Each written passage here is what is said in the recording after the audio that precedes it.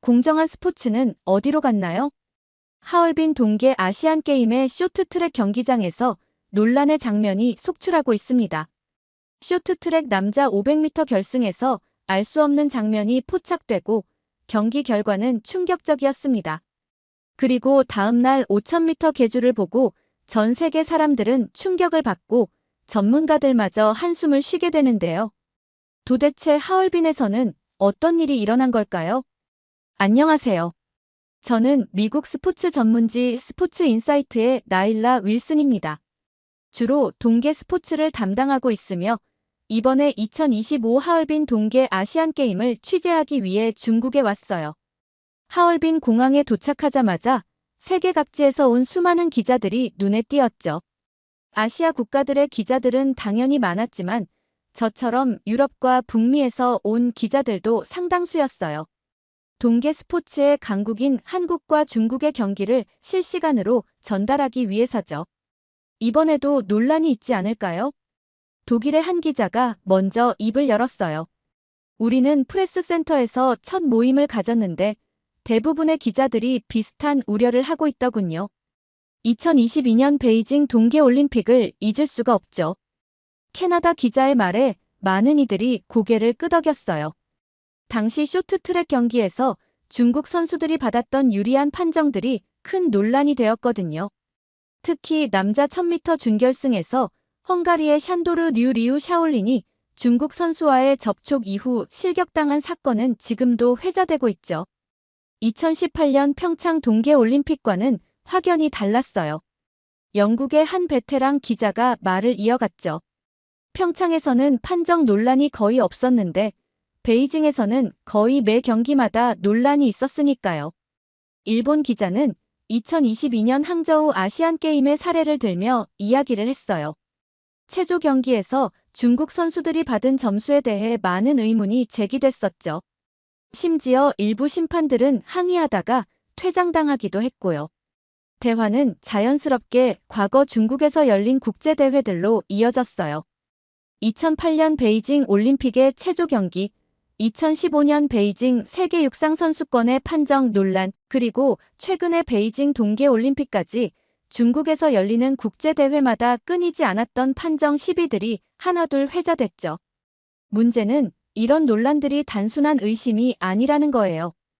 프랑스의 한 기자가 말했어요. 실제로 판독 영상이나 증거들이 있는데도 결과는 번번이 중국 선수들에게 유리하게 나왔으니까요. 우리는 이번 하얼빈 동계 아시안게임에서도 비슷한 상황이 벌어질 수 있다는 우려를 나눴어요. 특히 쇼트트랙 종목에서 한국과 중국의 경쟁이 치열할 것으로 예상되는 만큼 판정 논란의 가능성이 높다는 게 대부분의 의견이었죠. 더구나 이번에는 린 샤오준이라는 변수가 있잖아요. 한국 기자의 말에 모두가 귀를 기울였어요. 전 한국 국가대표였다가 중국으로 귀화한 린 샤오준 전 임효준의 존재는 이번 대회를 더욱 흥미진진하게 만드는 요소였죠. 프레스센터의 대화는 밤늦게까지 이어졌어요. 각국의 기자들이 경험했던 다양한 판정 논란들, 그리고 이번 대회에 대한 기대와 우려가 오갔죠. 하지만 한 가지 분명한 것은 우리 모두가 공정한 경기와 판정을 바란다는 점이었어요. 내일부터 본격적인 경기가 시작됩니다. 저는 특히 쇼트트랙 종목에 주목하고 있어요. 과연 우리의 우려가 기우가 될 수 있을까요? 아니면 또다시 논란의 중심에 서게 될까요? 이에 대한 답을 찾기 위해 저는 지금 이 순간에도 취재를 이어가고 있답니다. 취재를 하면서 가장 많이 들었던 이름이 있었어요. 바로 린 샤오준, 한국 이름으로는 임효준이었죠. 그의 이야기는 이번 대회의 가장 뜨거운 화제 중 하나였어요. 임효준은 한국 쇼트트랙의 새로운 영웅이었어요. 한국의 기자가 깊은 한숨을 내쉬며 말을 시작했죠. 그는 10년 넘게 빙상을 취재해온 베테랑 기자예요. 2018년 평창 동계올림픽이 시작되고 4일째 되던 날이었어요. 한국은 아직 금메달이 없었죠. 모두가 긴장하고 있을 때 임효준이 남자 1500m 결승에 출전했어요. 경기 초반부터 놀라운 실력을 보여주더니 마지막 두 바퀴에서 폭발적인 스피드로 선두로 치고 나가는 순간 경기장이 떠나갈 듯한 함성이 울렸죠. 당시 경기를 직접 취재했던 그의 눈빛이 반짝였어요. 그렇게 한국 선수단의 첫 금메달을 안겼어요. 며칠 뒤에는 5000m 계주에서 동메달까지 획득하면서 한국 쇼트트랙의 차세대 리더로 자리매김했죠. 2019년에는 더 큰 성과를 이뤄냈다고 해요. 그해 3월 불가리아 소피아에서 열린 세계선수권대회는 이묘준의 전성기였어요. 빙상연맹의 한 관계자가 설명해 주었죠. 1500m 금메달, 3000m 슈퍼파이널 금메달, 결국 종합 우승까지 차지하면서 세계 최고의 선수로 인정받았어요. 빙상 관계자들 사이에서는 차세대 빅토르 아니라는 말까지 나올 정도였죠. 하지만 그해 6월 예상치 못한 사건이 벌어졌어요. 국가대표 훈련 중에 발생한 성희롱 논란이었죠. 당시 진천 선수촌에서 있었던 일이에요. 대한빙상경기연맹의 한 관계자가 조심스럽게 말을 꺼냈어요. 점심 식사 후 훈련장으로 이동하던 중이었죠. 이묘준 선수가 갑자기 후배 선수의 바지를 내리는 장난을 쳤어요. 처음에는 단순한 장난으로 여겨졌지만 피해 선수가 크게 상처를 받았다고 해요. 이 사건은 곧장 빙상계 전체를 뒤흔드는 큰 논란이 됐어요. 스포츠인권위원회가 소집됐고 결국 자격정지 1년이라는 중징계가 내려졌어요. 당시 위원회에 참석했던 한 위원의 설명이었죠. 이묘준 측은 선수들 사이에서 흔히 있는 장난이었다고 해명했지만 피해 선수 측은 지속적인 괴롭힘이 있었다며 법적 대응에 나섰어요. 결국 이 사건은 민사소송으로까지 이어졌고 대표팀 내에서 이묘준의 입지는 급격히 좁아졌다고 해요. 어떤 의미에서는 한국 스포츠계의 변화를 보여주는 상징적인 사건이었어요. 한 스포츠 평론가의 말이었죠. 과거에는 선배의 장난으로 넘어갔을 일들이 이제는 인권 침해로 받아들여지는 거죠. 하지만 그 과도기에서 이묘준은 큰 대가를 치르게 된 겁니다. 한국 빙상계의 폐쇄적인 문화도 한몫했어요. 한 빙상 전문가는 이렇게 설명했어요. 파벌 다툼이 심했고 한 번 찍히면 다시 일어서기 힘든 구조였죠. 이묘준의 중국 귀환은 그런 맥락에서 봐야 해요. 2020년 이묘준은 충격적인 결정을 내립니다. 중국 국적을 취득하고 린샤오준이라는 새로운 이름으로 중국 대표팀에 합류한 거예요. 중국은 그를 환영했죠. 중국 현지 매체에서 일하는 기자가 말했어요. 한국의 금메달리스트가 중국을 선택했다는 것 자체가 큰 의미가 있었으니까요. 파격적인 대우를 해줬다고 알고 있어요. 하지만 한국에서의 반응은 정반대였어요. 배신자라는 비난이 쏟아졌죠. 한국의 한 스포츠 평론가가 설명했어요. 올림픽에서 태극마크를 달고 금메달을 땄던 선수가 라이벌 국가로 귀화한다는 게 팬들에게는 큰 충격이었으니까요.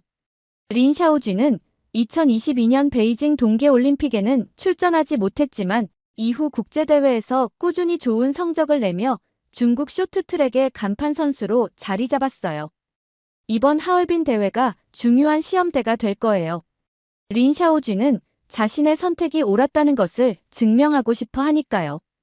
특히 한국 선수들과의 대결에서요. 취재를 하면서 느낀 건 린샤오준의 이야기는 단순한 국적 변경 그 이상의 의미를 가진다는 거예요. 한국 스포츠계의 구조적 문제, 선수 인권 문제, 그리고 국가 간의 스포츠 경쟁까지 복잡한 이야기들이 얽혀 있었죠. 앞으로 벌어질 경기들이 더 주목되는 이유예요. 한 동료 기자의 말처럼 린샤오준의 존재는 이번 대회를 더욱 흥미진진하게 만들고 있어요. 과연 그는 어떤 모습을 보여줄까요? 그의 선택은 옳았던 걸까요? 이런 질문들을 안고 저는 다가올 경기들을 기다리고 있답니다. 2월 8일 하얼빈 헤이룽장 빙상훈련센터 다목적 콜. 쇼트트랙 남자 500m 결승전이 시작되려는 순간 경기장은 숨막히는 긴장감으로 가득 찼어요. 이번 경기는 특별해요. 한국의 천재 박지원과 한국에서 중국으로 귀화한 논란의 중심 린샤오준의 대결이니까요. 결승선에는 4명의 선수가 섰어요. 한국의 박지원과 장성우, 중국의 린샤오진과 순룽이었죠. 출발 신호와 함께 선수들은 얼음판 위를 가르기 시작했어요. 초반부터 경기가 흥미진진하게 펼쳐졌어요. 특히 박지원 선수의 움직임이 날카로웠죠. 결승선을 2바퀴 남긴 상황에서 선두로 치고 나갔으니까요. 하지만 그때였어요. 곡선 주로에서 극적인 순간이 벌어졌죠. 충격적인 장면이었어요. 린샤오진이 속도를 높이려는 순간 같은 팀 순룽이 그의 엉덩이를 손으로 밀어주는 장면이 선명하게 포착됐거든요. 그 순간을 찍은 영상을 보면 모든 게 명확했어요. 순룽의 밀어주기로 린샤오진은 아웃코스에서 순식간에 가속을 얻어 박지원을 제치고 1위로 올라섰고, 정작 밀어준 순룽은 3위에서 4위로 밀려났죠. 린샤오진은 41초 150으로 결승선을 통과하며 금메달을 획득했어요. 박지원이 41초 398로 은메달, 장성우가 41초 442로 동메달을 차지했죠. 이건 명백한 반칙이에요. 개인전에서 같은 팀 선수가 밀어주는 건 있을 수 없는 일이에요. 더구나 그 장면이 이렇게 명확하게 보였는데도 판정이 없었다는 건 이해할 수 없죠. 더 충격적인 건 심판진의 반응이었어요. 모든 사람이 그 장면을 봤어요. 이탈리아의 빙상 전문 기자 마르코가 고개를 저었죠. 관중석에서도 술렁임이 일었고 각국 코치진들도 즉각 항의를 준비했어요. 하지만 심판진은 마치 아무 일도 없었다는 듯이 경기를 그대로 종료시켰죠. 시상식이 끝난 후 프레스룸에서는 격렬한 토론이 이어졌어요. 이건 단순한 판정 실수가 아니에요. 순룽이 린샤오진을 밀어준 뒤 자신은 4위로 밀려난 것만 봐도 이게 계획된 행동이었다는 걸 알 수 있죠. 중국 팀이 금메달을 위해 치밀하게 준비한 전술이었다는 거예요. 한국 선수들의 반응은 더욱 안타까웠어요. 박지원 선수가 기자회견장에서 보여준 쓴웃음이 잊히지 않네요. 그의 표정에는 모든 것이 담겨 있었죠. 각국의 빙상연맹들도 이 사건에 대해 강하게 반발했어요. 국제빙상경기연맹 ISU는 이번 사건에 대해 철저한 조사를 해야 해요.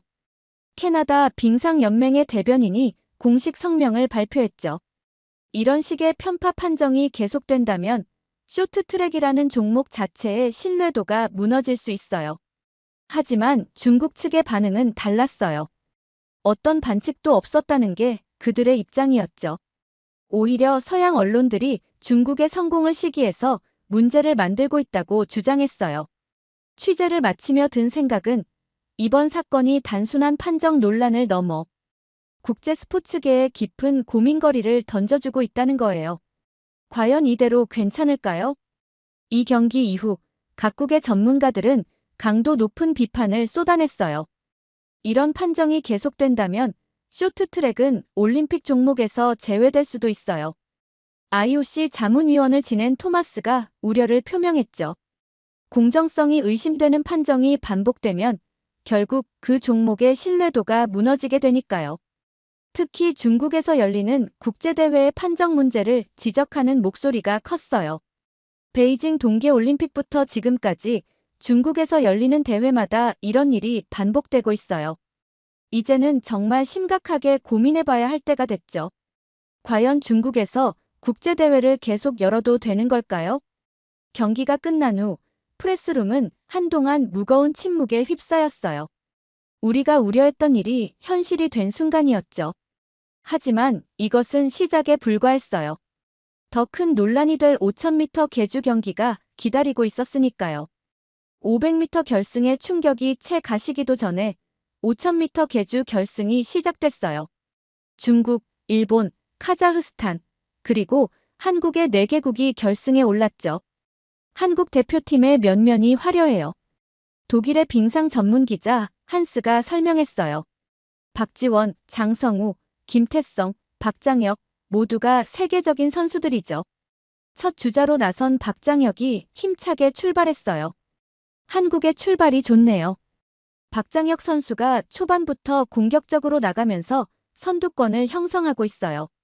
특히 곡선 주로에서의 가속이 인상적이에요. 중반부에 김태성이 바통을 이어받으며 안정적인 레이스를 펼쳤어요. 각 팀이 전략적으로 선수를 교체하는 가운데 한국은 완벽한 호흡을 보여줬죠. 마지막 구간이 시작됐어요. 한국의 박지원과 중국의 린샤오준이 마지막 주자로 나섰네요. 500m에서의 리벤지 매치가 될까요? 경기 종반부 숨막히는 순간이 찾아왔어요.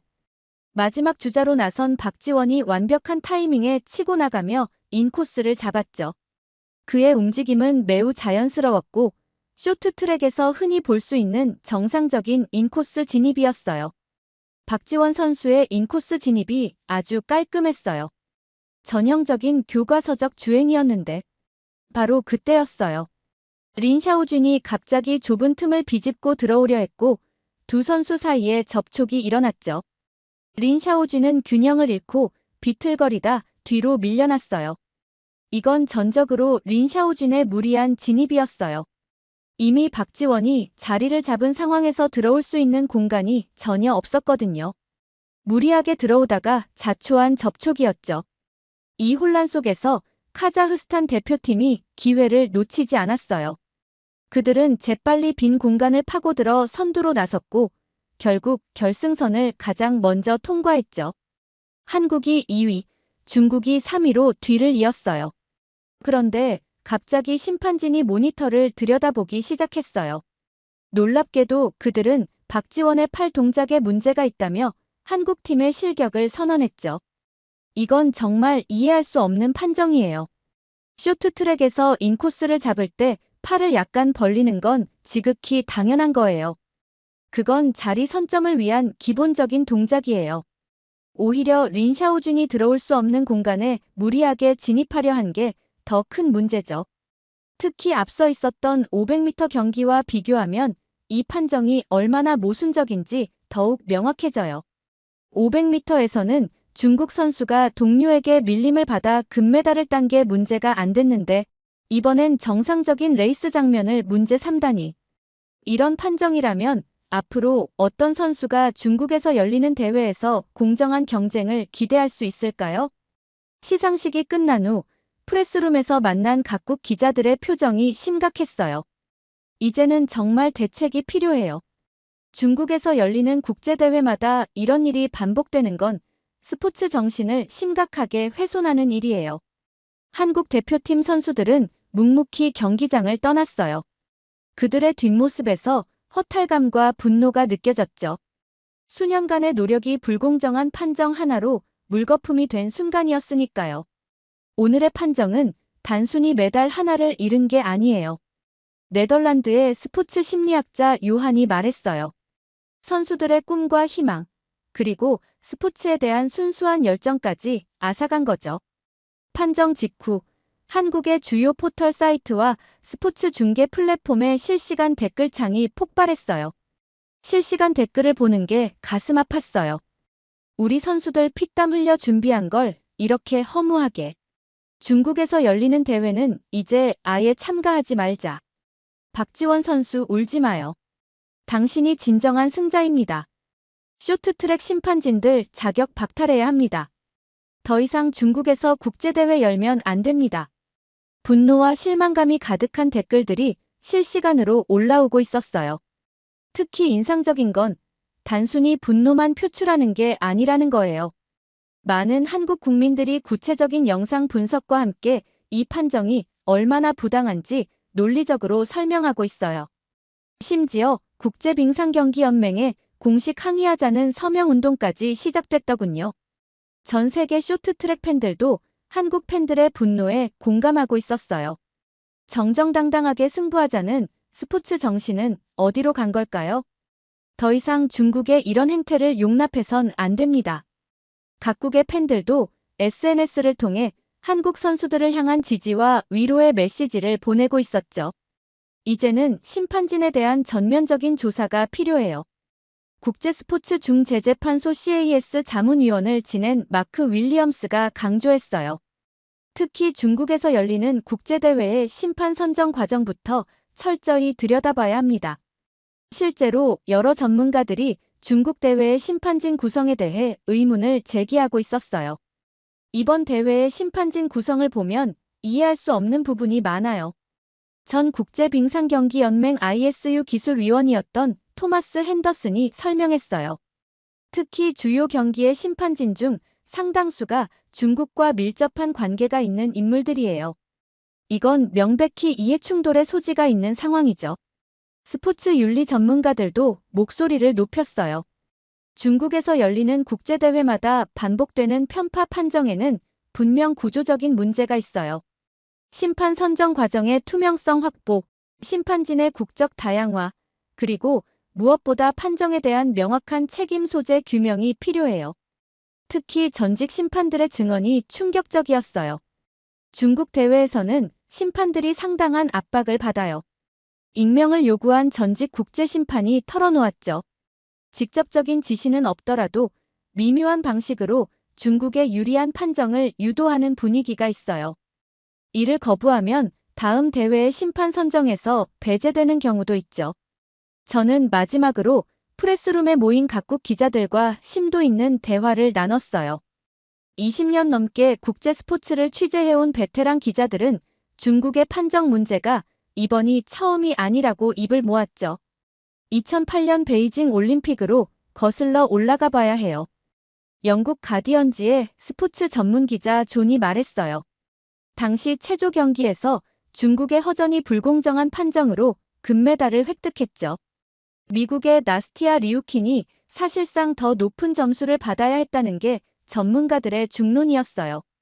이어서 2015년 베이징 세계 육상 선수권도 회자됐어요. 여자 20km 경보 경기를 잊을 수 없어요. 이탈리아의 육상 전문 기자 마르코가 설명했어요. 중국의 류홍이 명백한 반칙 걸음으로 걸었는데도 실격되지 않고 금메달을 땄죠. 당시 촬영된 영상은 지금도 육상계의 판정 참사 사례로 거론되고 있어요. 가장 큰 문제는 이런 판정이 선수들의 꿈을 짓밟는다는 거예요. 미국의 스포츠 심리학자 제시카가 말했어요. 선수들은 4년 때로는 그 이상을 한순간을 위해 바쳐요. 그런데 불공정한 판정 하나로 모든 것이 물거품이 되는 거죠. 이건 단순히 메달의 문제가 아니라 선수의 인생이 걸린 문제예요. 특히 이번 하얼빈 동계아시안게임의 판정은 더욱 노골적이었다는 평가가 많았어요. 500m와 5000m 계주의 판정을 비교해보면 너무나 모순적이에요. 캐나다의 쇼트트랙 해설위원 브라이언이 지적했어요. 같은 대회에서 이렇게 상반된 기준을 적용하는 건 편파 판정이라는 것을 스스로 인정하는 거나 다름없죠. 하지만 이런 상황에서도 한국 선수들이 보여준 성숙한 태도는 전 세계 스포츠인들의 마음을 울렸어요. 박지원 선수를 비롯한 한국 선수들의 모습이 너무 인상적이었어요. 스웨덴의 스포츠 칼럼니스트 에바가 감동적인 목소리로 말했어요. 부당한 판정에도 불구하고 그들은 예의를 잃지 않았어요. 오히려 다음에 더 잘하면 된다며 서로를 다독이는 모습을 보였죠. 결국 편파 판정으로 경기는 끝났지만 이번 대회가 남긴 숙제는 여전히 무겁게 남아있어요. 이번 일을 계기로 국제 스포츠계가 진지하게 고민해야 할 때가 왔어요. 국제스포츠평론가협회 회장 마이클이 제안했어요. 예를 들어 주최국 선수가 출전하는 경기의 심판진은 제3국 인사들로만 구성한다든지 판정에 대한 이의제기 시스템을 더욱 강화한다든지 하는 구체적인 개선안이 필요해요. 취재를 마무리하며 저는 한국 대표팀 숙소를 찾았어요. 선수들은 이미 다음 대회를 준비하고 있었죠. 우리는 다시 일어설 거예요. 박지원 선수가 담담하게 말했어요. 이런 판정 때문에 포기할 순 없잖아요. 더 열심히 훈련해서 누구도 의심할 수 없는 실력으로 보답하겠습니다. 그의 말에서 진정한 스포츠 정신이 무엇인지 다시 한번 생각하게 됐어요. 불공정한 판정은 일시적으로 메달을 빼앗을 순 있지만 선수들의 진정한 가치와 정신은 결코 훼손할 수 없다는 것을요. 하얼빈에서 나일라 윌슨이었습니다. 이렇게 중국에서 열린 하얼빈 아시안게임의 문제점을 다룬 사연 어떻게 들으셨나요? 평소 중국에서 열리는 국제대회들은 편파 판정이 심하다고 생각을 했었는데 이번에도 마찬가지로 한국 선수들이 안타까운 피해자가 된다는 사실에 가슴이 아팠습니다. 그래도 공정한 심사를 위해 세계적으로 많은 사람들이 노력을 기울이고 있다는 사실에 감동을 받게 되었는데요. 여러분들의 의견은 어떠신가요? 다양한 의견을 댓글을 통해 공유해주세요. 긴 영상 시청해주셔서 감사드리고 영상 재미있으셨다면 구독과 좋아요 부탁드립니다. 올림픽의 열기로 뜨거워진 프랑스 파리, 그곳에는 수많은 기자들이 몰려 있습니다. 그리고 한 기자는 다른 나라의 기자들이 하는 말들을 조용히 듣고 있습니다. 다른 나라 기자들은 무언가 중요한 이야기를 나누게 되고 그 이야기를 들은 기자는 충격을 감출 수가 없었습니다. 그리고는 그 기자들이 향하는 곳을 따라가기 시작합니다. 도대체 다른 나라 기자들은 무슨 이야기를 나눴길래 충격을 받게 된 걸까요? 안녕하세요. 저는 독일의 여성 기자 안나 슈미트입니다. 평소 아시아 스포츠를 주로 다루는 전문 기자로 이번 파리 올림픽 취재를 위해 프랑스로 향하는 비행기에 몸을 실었습니다. 창밖으로 펼쳐지는 하늘과 구름을 바라보며 이번 올림픽에서 어떤 흥미진진한 이야기들을 만나게 될지 기대에 부풀었습니다. 8시간의 비행 끝에 파리 샤를 드골 공항에 도착했습니다. 공항은 전 세계에서 온 선수들과 관계자들로 북적거렸고 올림픽의 열기를 느낄 수 있었습니다. 저는 서둘러 짐을 찾아 미디어 센터로 향했습니다. 미디어 센터에 도착하자마자 저는 다양한 국적의 기자들과 마주쳤습니다. 그들과 대화를 나누며 올림픽의 국제적인 분위기를 실감했습니다. 특히 아시아 국가들의 기자들과 이야기를 나누면서 제가 구사할 수 있는 한국어, 중국어, 일본어 실력이 큰 도움이 될 것이라고 생각했습니다. 안나 씨, 이번 올림픽에서 독일 선수들의 활약이 기대되네요. 한 한국 기자가 말을 걸어왔습니다. 네, 그렇습니다. 하지만 저는 아시아 선수들의 활약도 주목하고 있어요. 특히 한국과 중국 그리고 일본의 경쟁이 치열할 것 같아요. 저는 미소를 지으며 대답했습니다. 미디어 센터에서 필요한 정보와 출입증을 받은 후 저는 숙소로 향했습니다. 파리의 거리를 걸으며 도시 곳곳에 걸린 올림픽 홍보물들을 보니 마음이 설레왔습니다. 숙소에 도착해 짐을 풀고 잠시 휴식을 취한 후 저는 근처 카페로 나갔습니다. 첫 기사를 쓰기 위해 노트북을 펴고 앉았죠. 카페의 분위기는 조용했고 커피 향이 진하게 퍼져 있었습니다. 기사를 쓰기 시작한 지 얼마 되지 않아 뒤에서 중국어로 대화하는 소리가 들렸습니다. 처음에는 무심코 들었지만 점점 그들의 대화 내용이 제 관심을 끌었습니다. 우리가 받은 지시 기억하지? 한국과 중국의 경기에서 한국 선수들을 견제해야 해. 알아. 어떻게 하면 좋을까? 직접적으로 방해하는 건 위험할 것 같아. 그래, 우리가 한국 기자인 척하면 어떨까? 한국어도 할 줄 아니까 충분히 가능할 거야. 좋은 생각이야. 한국 기자들의 옷차림을 최대한 따라하고 공식 행사에서는 한국어로 질문하자. 그리고 우리가 아는 한국 연예인 이름들도 몇 개 외워두자. 자연스럽게 대화에 섞었으면 더 믿을만해 보일 거야. 오, 그거 좋다. 그리고 SNS 계정도 만들어야 해. 한국 기자처럼 보이는 프로필로. 저는 놀라움을 감추지 못했습니다. 이것이 과연 정당한 취재 방식인가? 의문이 들었습니다. 그들의 대화를 더 듣고 싶었지만 제 양심이 그것을 허락하지 않았습니다. 하지만 그들의 마지막 말이 제 귀에 들어왔습니다. 그리고 잊지 마. 우리의 궁극적인 목표는 한국 선수들의 컨디션을 흐트러뜨리는 거야. 특히 배드민턴 경기 전에 집중해서 방해하자. 알겠어. 선수들 주변에서 갑자기 큰 소리를 내거나 불필요한 질문으로 심리적 압박을 주는 거지. 그리고 가능하다면 그들의 훈련 일정이나 전략 같은 정보도 빼내봐. 우리 선수들에게 도움이 될 테니까. 이 대화를 듣고 있자니 등줄기에 식은땀이 흘렀습니다. 이들의 계획은 단순한 취재를 넘어서 명백한 비윤리적 행위였습니다. 저는 커피잔을 꼭 쥐고 있었지만 손이 떨리는 것을 멈출 수 없었습니다. 그들의 대화는 계속되었습니다. 그리고 혹시 모르니까 우리끼리 암호를 정하자. 위험한 상황이 오면 아이스 아메리카노라고 말하면 어때? 좋아. 그리고 우리가 찍은 영상이나 사진은 항상 백업해두자. 혹시 증거를 남기지 말라는 지시가 오면 바로 삭제할 수 있게.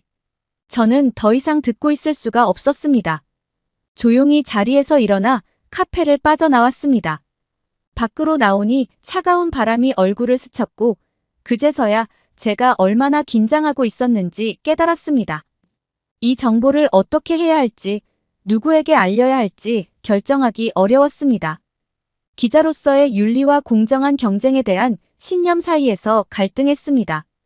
하지만 한 가지는 분명했습니다. 이대로 두고 볼 순 없다는 것입니다.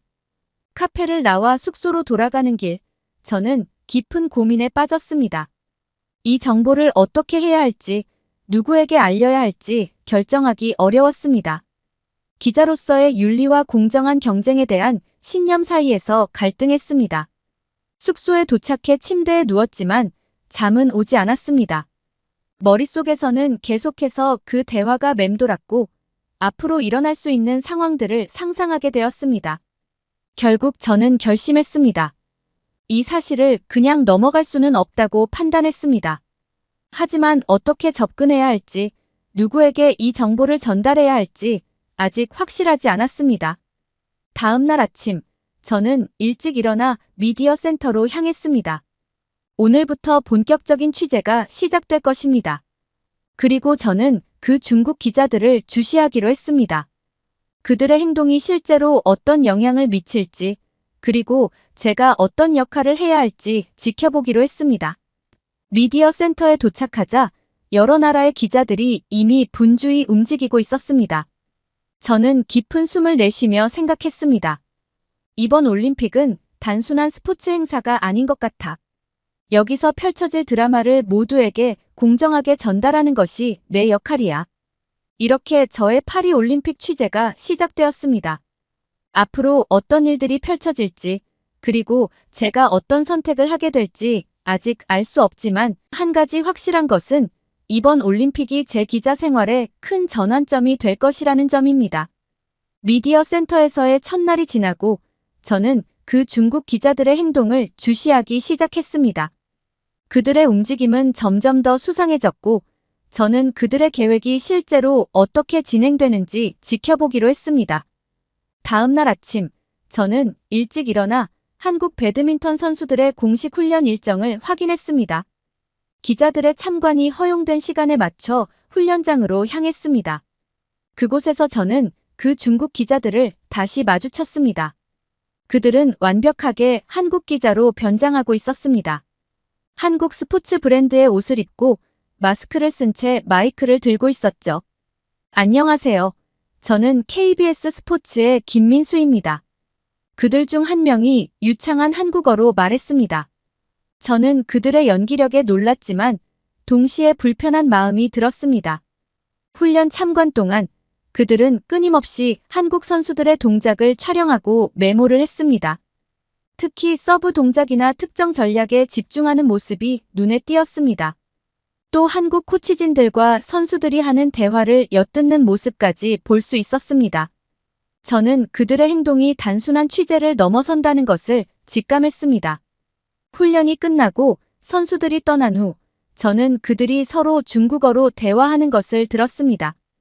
이 정보들을 빨리 본사에 보내야 해. 우리 선수들에게 큰 도움이 될 거야. 그들의 말에 저는 충격을 받았습니다. 그날 오후 더 놀라운 일이 벌어졌습니다. 한국 선수들의 비공식 훈련 일정을 어떻게 알았는지 그 중국 기자들이 훈련장에 들어오려 했습니다. 죄송하지만 여기는 비공개 훈련입니다. 기자분들은 들어오실 수 없습니다. 경비원이 그들을 막았습니다. 아, 정말 죄송합니다. 저희가 착각했나 봅니다. KBS에서 나왔는데 혹시 잠깐만이라도 취재할 수 있을까요? 그들은 여전히 완벽한 한국어로 대화를 이어갔습니다. 하지만 경비원은 단호했고 그들은 결국 물러났습니다. 저는 이 모든 상황을 지켜보며 마음이 복잡해졌습니다. 그들의 행동이 단순히 열정적인 취재를 넘어선 것임을 확신하게 되었습니다. 그 후 저는 중국 선수들의 공식 훈련 일정을 확인하고 그들의 훈련장으로 향했습니다. 그곳에서 저는 놀라운 광경을 목격했습니다. 그 중국 기자들이 중국 선수들과 코치진에게 무언가를 열심히 설명하고 있었던 것입니다. 저는 조심스럽게 그들에게 다가가 귀를 기울였습니다.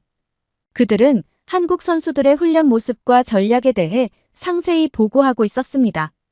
하지만 곧 저는 이 정보들이 공식 훈련 일정에서 얻은 것들이라는 점을 깨달았습니다.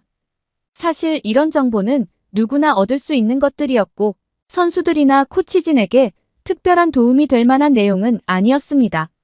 그러나 그들의 대화는 여기서 그치지 않았습니다. 그들은 이제 한국 선수들의 컨디션과 멘탈을 흐트러뜨리기 위한 전략을 논의하기 시작했습니다. 우리가 한국 기자로 위장해서 선수들에게 접근하면 어떨까요? 그들의 자신감을 떨어뜨리는 질문을 던지는 거죠. 한 기자가 제안했습니다. 좋은 생각이에요.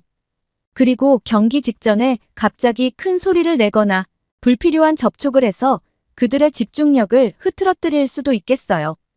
다른 기자가 덧붙였습니다. 코치진은 이 제안들을 진지하게 듣고 있었고 때로는 고개를 끄덕이기도 했습니다.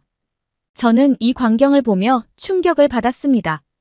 이는 분명 스포츠 정신에 어긋나는 행위였고 공정한 경쟁을 해치는 것이었습니다. 그 순간 저는 이 상황을 더 이상 방관할 수 없다는 결심을 하게 되었습니다. 이것은 단순한 취재를 넘어선 비윤리적이고 불공정한 행위였기 때문입니다.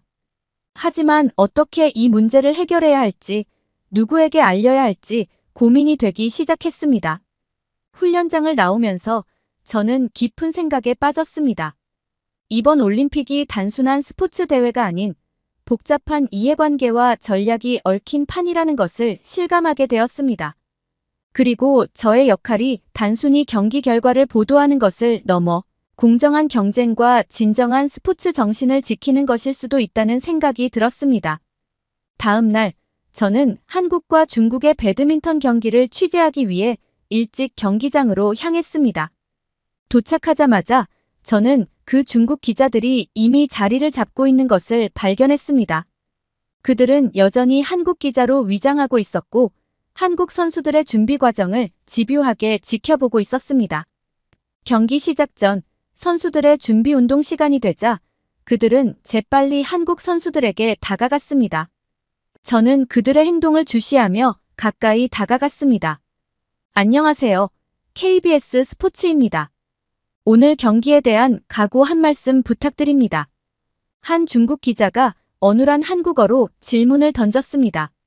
한국의 선수가 대답했습니다. 네, 최선을 다해 좋은 경기 보여드리겠습니다. 많은 응원 부탁드립니다. 그러나 그 기자의 다음 질문은 충격적이었습니다. 중국 선수들의 실력이 워낙 뛰어나서 이기기 힘들 것 같은데 패배를 각오하고 계신가요? 한국 선수의 표정이 순간 굳어졌지만 그는 여전히 침착하게 대답했습니다. 모든 선수들이 실력이 뛰어납니다. 하지만 저희도 열심히 준비했고 최선을 다해 좋은 결과를 얻고 싶습니다. 저는 한국 선수의 대응에 감탄했습니다. 이렇게 무례한 질문에도 불구하고 그는 끝까지 예의를 지키며 침착하게 대답했습니다. 그의 프로페셔널한 태도가 정말 인상적이었습니다. 다른 중국 기자가 또 다른 한국 선수에게 다가갔습니다. 올림픽 금메달을 따면 북한에 있는 가족들을 만날 수 있다는 소문이 있는데 사실인가요? 이번에는 다른 선수가 대답했습니다. 그녀의 눈에 당혹감이 스쳐 지나갔지만 곧 차분한 목소리로 말했습니다. 죄송하지만 그런 소문은 처음 듣습니다. 저희는 오직 경기에만 집중하고 있습니다. 그 선수의 대응 역시 놀라웠습니다. 이런 황당한 질문에도 불구하고 그녀는 침착하게 대답하며 상황을 잘 제어했습니다. 한국 선수들의 멘탈과 인성이 정말 대단하다는 생각이 들었습니다. 그러나 주변의 다른 기자들이 이상한 눈치를 채기 시작했습니다. 한 일본 기자가 저에게 다가와 물었습니다. 저 사람들 정말 한국 기자 맞나요? 한국어가 좀 이상한데. 저는 잠시 망설이다가 대답했습니다. 글쎄요, 저도 좀 의아하네요. 그 말을 들은 주변의 다른 기자들도 의심의 눈초리로 그 중국 기자들을 바라보기 시작했습니다. 그들은 당황한 기색이 역력했고 곧 자리를 피하기 시작했습니다. 이 상황을 지켜보며 저는 한국 선수들의 대응에 다시 한번 감탄했습니다. 그들은 이런 도발적이고 무례한 질문에도 불구하고 끝까지 예의를 지키며 프로페셔널하게 대응했습니다. 그들의 인성과 정신력이 정말 대단하다는 생각이 들었습니다. 경기가 시작되고 한국과 중국의 선수들이 코트에 등장했습니다. 관중석에서는 큰 환호성이 울려 퍼졌습니다. 경기는 시작부터 치열했습니다. 양팀 모두 최선을 다해 경기에 임했고 점수 차이는 좀처럼 벌어지지 않았습니다. 그러나 경기 중간중간 저는 그 중국 기자들이 특이한 행동을 하는 것을 발견했습니다. 한국 선수들이 중요한 포인트를 얻으려 할 때마다 그들은 갑자기 큰 소리로 기침을 하거나 의도적으로 물병을 떨어뜨리는 등의 행동을 했습니다. 하지만 한국 선수들은 이에 동요하지 않았습니다. 오히려 더욱 집중하는 모습을 보였고 그들의 플레이는 점점 더 빛을 발했습니다. 특히 한국 선수의 스매시는 관중들의 탄성을 자아냈고 교묘한 드롭샷은 상대방을 계속해서 당황하게 만들었습니다. 하지만 경기가 중반으로 접어들면서 한국 선수들도 점차 중국 기자들의 방해에 영향을 받기 시작했습니다. 인간인 이상 완벽할 수는 없었던 것 같습니다. 한국 선수의 서브가 네트에 걸리고 스매시가 라인을 벗어나는 등 실수가 나오기 시작했습니다. 이런 상황에서 중국 기자들의 방해는 더욱 노골적으로 변해갔습니다. 한국 선수들이 중요한 포인트를 얻으려 할 때마다 그들은 의도적으로 큰 소리를 내거나 희한한 행동들로 선수의 시선을 끌려고 했죠. 주변의 다른 기자들이 이를 눈치채고 그들에게 주의를 주기 시작했습니다. 좀 조용히 좀 해줄 수 없나요? 한 영국 기자가 말했습니다. 맞아요, 의도적으로 그러시는 것 같은데요. 일본 기자도 동의했습니다.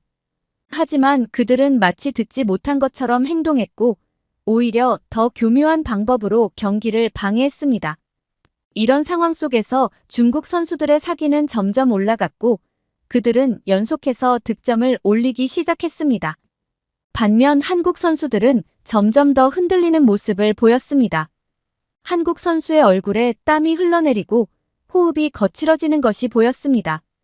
결국 경기는 중국 선수들의 승리로 끝이 났습니다. 한국 선수들의 얼굴에는 실망감이 역력했지만 그들은 상대 선수들과 악수를 나누며 스포츠맨십을 잃지 않았습니다. 경기가 끝난 후 저는 한국 선수들에게 다가가 인터뷰를 요청했습니다. 그들은 피곤한 기색이 역력했지만 여전히 예의 바른 모습으로 저를 맞아주었습니다. 오늘 경기 결과에 대해 어떻게 생각하시나요? 제가 조심스럽게 물었습니다. 물론 아쉬움이 큽니다. 하지만 중국 선수들의 실력이 정말 대단했습니다. 그들의 빠른 판단력과 정확한 샷에 많이 배웠습니다. 이번 패배를 교훈 삼아 더 열심히 연습해서 다음 올림픽에서는 더 좋은 모습을 보여드리고 싶습니다. 다른 한국 선수도 덧붙였습니다. 네, 저희가 부족했던 점이 많았습니다. 하지만 이번 경험을 통해 더 성장할 수 있을 것 같아요. 중국 선수들의 끈기와 집중력을 본받아 앞으로 더 발전하는 선수가 되겠습니다. 그들의 겸손하고 성숙한 태도에 저는 깊은 감동을 받았습니다. 패배의 쓴맛을 맛보고도 상대방을 인정하고 존중하는 모습, 그리고 앞으로의 발전을 약속하는 모습이 진정한 스포츠맨십을 보여주는 것 같았습니다. 그때 갑자기 한국어로 된 질문이 들려왔습니다. 이번 패배로 은퇴를 고려하고 계신가요? 놀라서 돌아보니 그 질문은 한국 기자로 위장한 중국 기자 중 한 명이 던진 것이었습니다.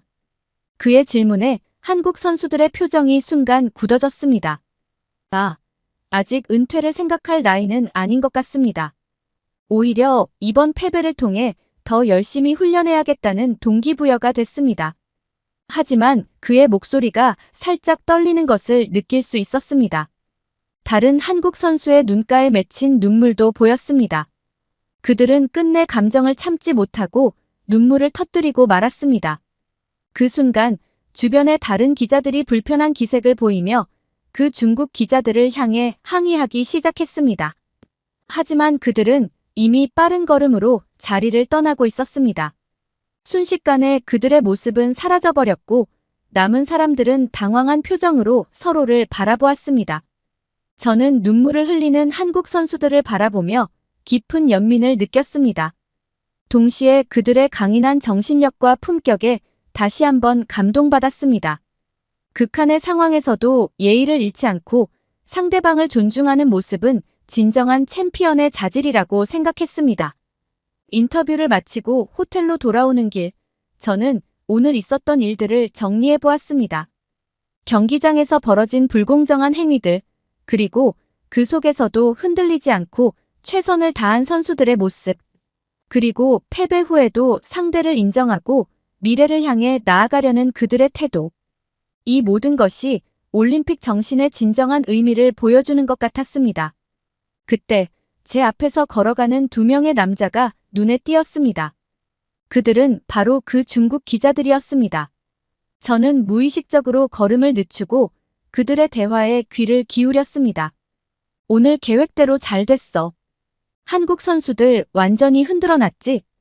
그래, 이제 우리 선수들이 금메달을 따는 건 시간 문제야. 다음 경기도 이렇게 하면 돼. 그들의 대화를 듣자 제 안에서 분노가 치솟았습니다. 저는 참지 못하고 그들에게 다가갔습니다. 잠깐만요. 당신들이 오늘 한 행동들이 스포츠맨십에 어긋나는 걸 아시나요? 선수들을 방해하고 이건 공정한 경쟁을 해치는 행위입니다. 그들은 잠시 당황한 듯 했지만 곧 가벼운 웃음을 지으며 대답했습니다. 우리가 한 일 중에 법적으로 위반되는 건 아무것도 없습니다. 우리는 그저 우리의 방식대로 취재를 한 것뿐이에요.